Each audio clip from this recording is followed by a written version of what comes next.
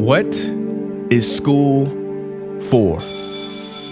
Feel free to call me slow, but I spent 16 years going to school, and I still don't know.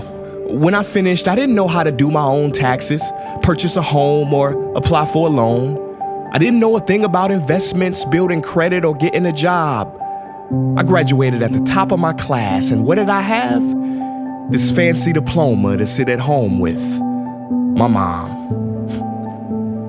But luckily, they did teach me some important skills like factoring trinomials and how mitochondria is the powerhouse of the cell.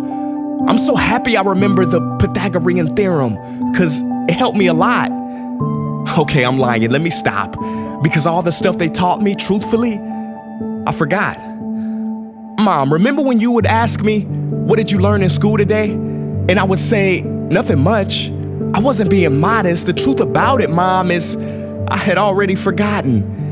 And it's not just me. Millions of students sing the same song. How many of you guys avoid eye contact with the teacher to try not to get caught upon? Afraid to raise your hand for fear of being wrong, which proves that school isn't an environment for learning or building up the intellect. It's just a game you play for grades and how many A's you can collect. But I guess what do you expect when the most commonly asked question in class is this gonna be on the test? Is this gonna be on the test? See, if school put learning instead of testing and memorizing as the top standard, then the letter F would not stand for failure. It would stand for find another answer. And if school was really interested in our personal and academic success, students would wake up later, have more freedom, and homework a lot less. And that's not my opinion. This conclusion has been scientifically tested and proven. And any teacher that doesn't believe me, feel free to check my works cited page to inspect.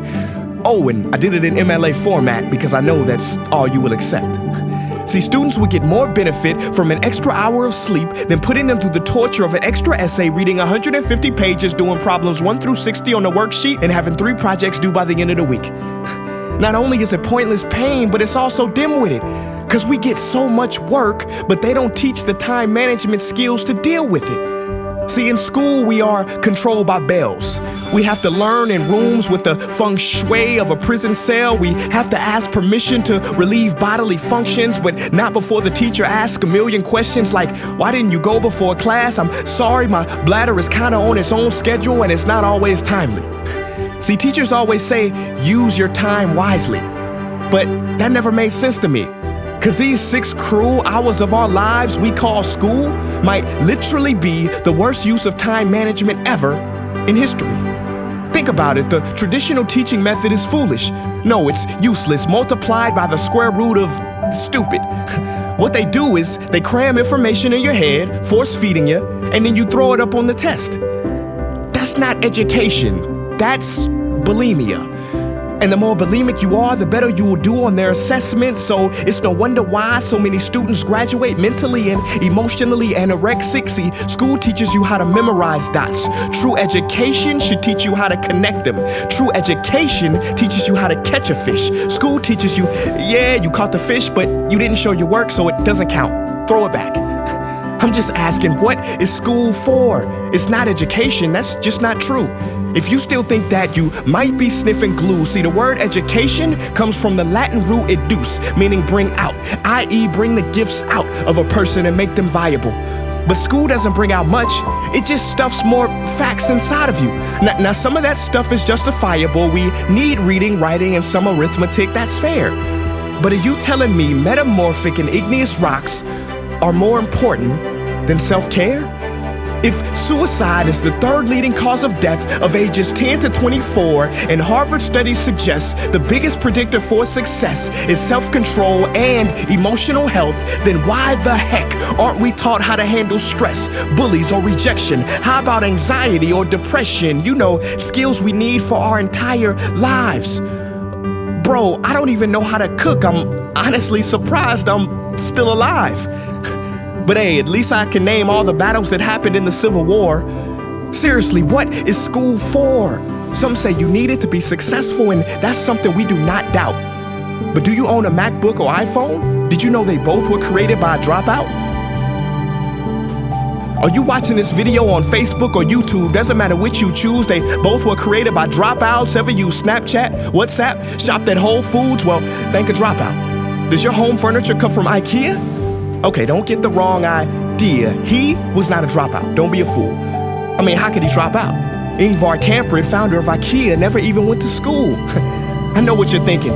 He's just picking and choosing. There's millions who didn't go to school that aren't successful. Who is he fooling? And you're right. But open your history books and start perusing. You'll find the very people we idolize in school never really had formal and/or secondary schooling. I'm talking George Washington, Abe Lincoln. America's best presidents had zero school between them. Ben Franklin, Thomas Edison, shall I proceed? Ernest Hemingway, Mark Twain, Teddy Roosevelt, Margaret Mead. Now please, I'm not saying drop out, because some schools are great and many teachers are rare treasures. I'm saying that there's a difference between people who are smart and people who score better.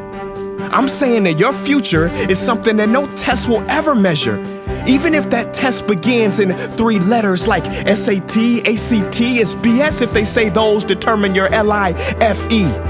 No, your destiny is in your hands. You must shape it to be great. So don't expect school to open doors, because it's more likely to slam them in your face. Sometimes I wonder about all the dreams lost in school and how much potential goes to waste. If it wasn't for music and YouTube, then I would have been just another lost case. Everybody watching this, please, close your eyes. Imagine a child sitting in the back of some teacher's class in some town. He never raises his hand, he fails most of his classes, but inside of him, there is a passion.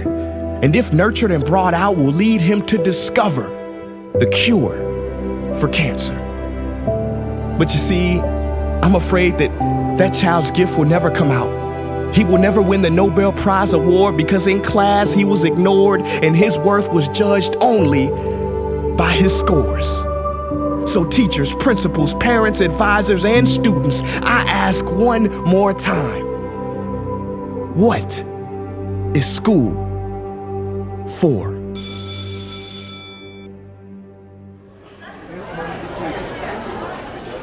Hey guys, what's up? My name is Prince EA, and I want to thank you for watching that video. And now I just have one question left. What is school for? Don't you think it's time that we answer this question together? If you are a teacher, a parent, or a student, I urge you to check out the Innovation Playlist. What is the playlist? It is a program that any school can try for free. It's based on the best practices from educators around the world, and through its small steps, it can lead to big changes in your school. Go to innovationplaylist.org to learn more. Peace.